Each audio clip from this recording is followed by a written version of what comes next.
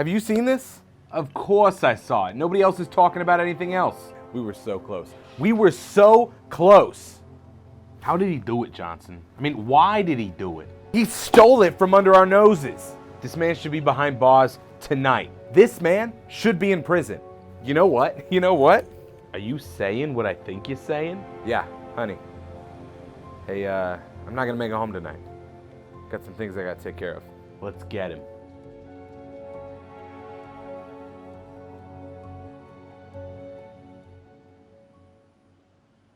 Well guys, No Man's Skyrim, which obviously Skyrim being infamously famous and No Man's Sky being a fantastic concept and execution of space exploration game.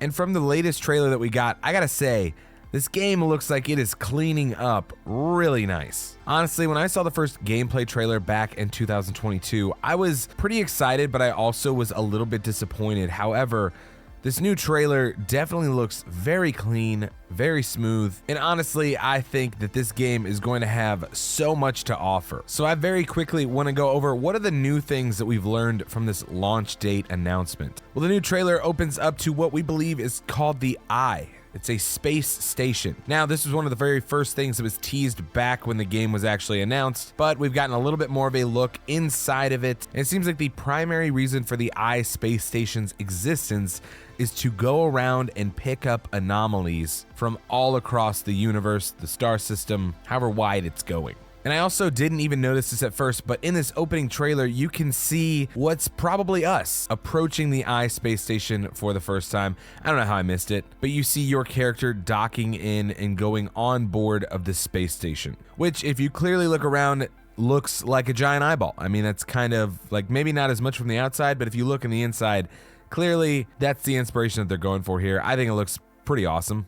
A lot of people would speculate, and I'm going to guess that this is towards the beginning of the actual game. This seems like early on footage, considering that the majority of Starfield seems to be centered around exploring these visions and these anomalies all over the planets, all over the solar systems.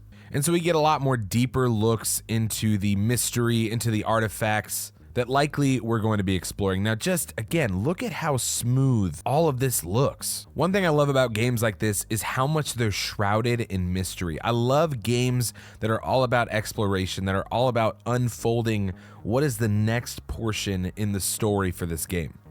I mean, this shot alone has me just like infinitely excited for the release of Starfield. And at the end of this announcement trailer, we can see that the new date is for September 6th of this year. So while it's not in the first half like they were telling us back in November, it is coming on September 6th, which is like 3 days after my birthday. So it's a nice little present for me. Now, following this launch date announcement trailer, our man Todd Howard comes out. He explains everything that they've been doing. He kind of explains why this is all happening, why the date has been pushed back. And I'm gonna be honest, from what I can tell, the date has been pushed back because they just want to make sure that this is like perfectly put together. The reality is one of the last games that they really released was Fallout 76, and it was honestly a huge disappointment. Now, I get that there are still people out there that are playing it and enjoying it. That is well and great. However, in comparison to all of other Bethesda games, it did not do well. And their continuation with trying to do live service games it just kind of stopped right there. So it seems like they are really working hard to try and make sure that this is not a repeat of Fallout 76, that they're pushing it back just a little bit longer so they can make sure that everything is perfectly ready, because honestly, they can't afford to do that again. If you are still here, make sure you hit that like button. Just take a moment, click that like button, and let's get back into it. Now, obviously, a lot of people have dissected this already, but it is important to realize that in the background of what Todd is saying, they've got one of their dudes playing the game, and clearly a lot of stuff is being revealed there, and obviously it is intentional. They're doing it on purpose. They're making sure, like, that guy probably knows every single thing that he's doing as Todd is saying this, to make sure that they're showcasing the things that they want to showcase. But we have learned quite a bit from it, even if it's somewhat blurry, so we're gonna go over that real quick as well. Starting off, and we already knew this, we are going to be visiting Mars, which in the game, Earth's solar system is referred to as the Old Neighborhood. Now, my guess is that the Old Neighborhood is probably going to be one of the very first places that you're going to go to. It's going to be very familiar to,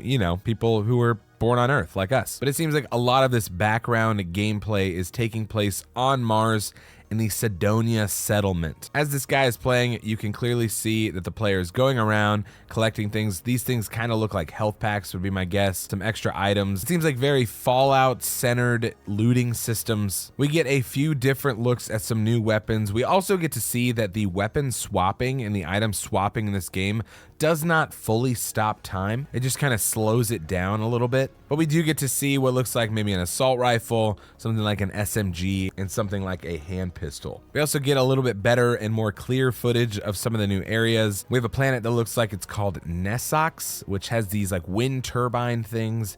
I would imagine it's for their settlements to power their areas. Another planet that we can see, not for very long, is called Cassiopeia 1, which is a constellation in our sky, but it looks like almost like if the Grand Canyon had like a lot of greenery to it. And we get one more pretty good look at a new planet called Tau Ceti 8, which I believe is another star in our solar system. So it seems like they're really showing off the old neighborhood specifically. But you can see on this planet, in comparison to the other ones, that there is some thriving wildlife. It looks like, you know, it's like you're strolling into Jurassic Park. But from this scene alone, it looks like these creatures might be friendly. We also get a brief look at some of the new armor, and if you can look pretty closely, you can see the different kinds of stats that are going to be available on your armor. So that's physical, energy, thermal, airborne, corrosive, radiation, mass, and value. So it definitely seems like there's going to be a lot of different benefits to different types of armor and different types of weapons in this game, really leaning into some of the roleplay elements as well. Now, obviously, there is plenty more to look forward to in Starfield. You can go back and you can watch the gameplay trailer from last year. There's definitely a lot there. However, we also know when to look forward to some more information, because there is a Starfield Direct that as of right now is planned for June 11th. So a few months from now, we're going to be able to see probably a pretty in-depth showing, a showcase of the game. Honestly, I think at that showcase is really when we're going to be able to tell the full force of what Starfield is capable of what Bethesda is capable of.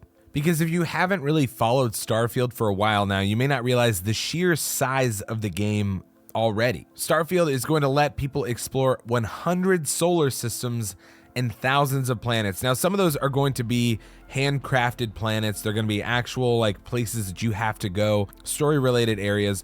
But then if you've played something like No Man's Sky, there will be procedurally generated ones as well. So I'm guessing that in this June Direct that we're going to see, again, the sheer size, the sheer force of what we can expect in Starfield. I, for one, am growing just more and more excited for Starfield. While I am disappointed in the delay, I do understand it. However, I am getting to the point in gaming where I'm just kind of tired of them giving us release dates at all. Like, it seems like almost every major game out there gives us a release date, and then as it gets closer, it's like, well, we're just gonna push back a few months. Listen, I am all for delays when it feels like you need to make sure that the game is ready. However, whoever is actually setting these dates probably needs fired. Okay, maybe not fired, but whoever's setting these dates, I feel like we should start to be a little bit more realistic as to not get more people's hopes up and then push the game back like 12 times. All that to say, I think Starfield is actually shaping up really nicely. I'm excited for the Direct in June. Let me know in the comments, what are your initial thoughts on Starfield so far after seeing this trailer, after seeing the gameplay from last year? I'm excited for Bethesda to get back to a single-player exploration experience. Here at the Lumberjack Gaming channel, we are all about building a positive community of gamers that want to share their passion, hang out, uplift each other. If that sounds like something that you want to be a part of, make sure to hit that subscribe button. For all things Starfield, keep it here at the Lumberjack Gaming channel. And for all your other gaming news, check out these videos over here, and I'll see you in the next one. Is this a stupid idea? This is probably a stupid idea. Have you seen this? Dude, stop making me laugh. I'm just kidding. There's literally nobody here.